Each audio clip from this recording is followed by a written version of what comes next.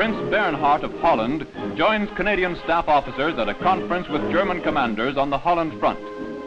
At a schoolhouse in Achterveld, the German staff arrived to arrange details for the Allied movement of food into starving North Holland. A truce is declared as the Germans are brought to and from the meetings by Canadian transport as food lorries converge on the enemy lines.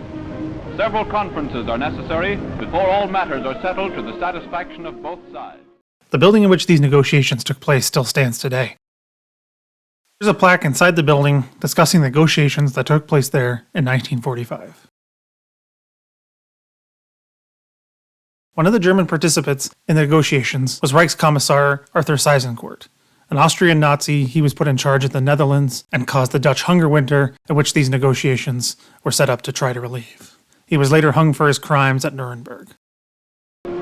With the food goes a convoy of Dutch doctors to look after their sick countrymen. At the German barrier, Allied MOs join the party to look after our wounded in enemy-held territory.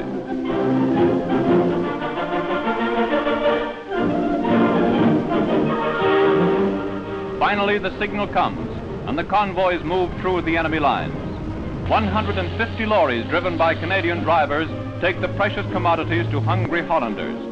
At the unloading point, food is quickly unshipped as German Provo patrol the area.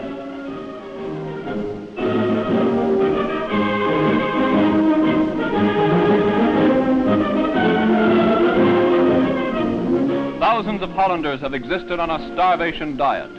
The cases of Allied food represent the difference between life and death to the war-stricken population.